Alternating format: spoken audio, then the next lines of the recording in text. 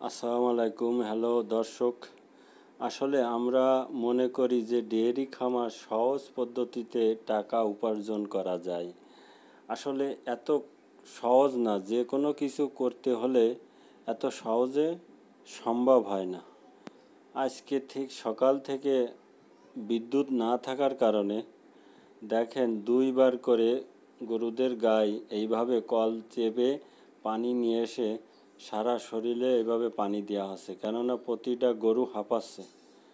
মানে প্রচণ্ড রোদ এবং প্রচণ্ড গরম।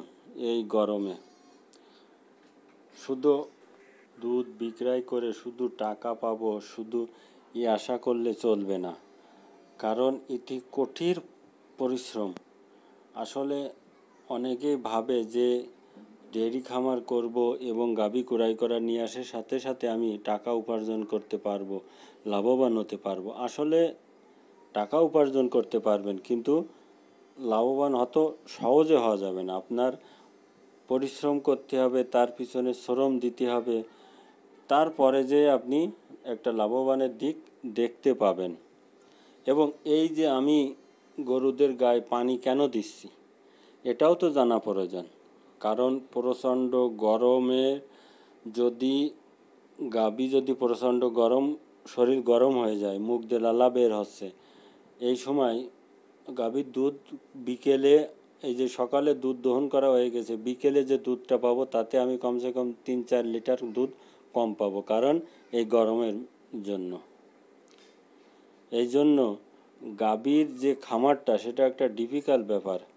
আসলে এদের বেশি গরম বা বেশি ঠান্ডা, এরা বেশি দুধ বেশি হয় না, কিন্তু মিডিয়ামভাবে থাকলে দুধ বেশি পাওয়া যায়। প্রতিটা গরু এক একটা গরু হাতির মতো, এদের গায়ে কত বালতি পানি দিলে এদের গা শরীর ঠান্ডা হবে, আসলে তা বলে শেষ করা যাবে না।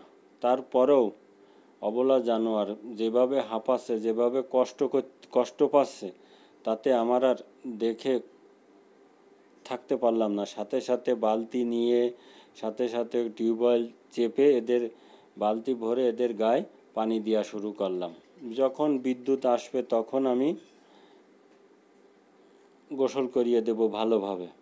কিন্তু আমি মনে করি যে ডেয়ারি খামার করতে হলে আপনাকে অবশ্যই জেনারেটর একটা সিস্টেম রাখতে হবে, তাহলে সেটা সবচাইতে ভালো হবে। কারণ গোসল করানো, খড় কাটা, ঘাস কাটা, এর জন্য একটা আমাদেরকে জেনারেটর অনেক প্রয়োজন। জেনারেটর থাকলে যখন বিদ্যুৎ থাকবে না তখন গোসল করাতে পারবেন, খড় কাটতে পারবেন, আপনার ফ্যানও চলবে। এটা সবচাইতে ভালো হয়। খুদা হাফেজ।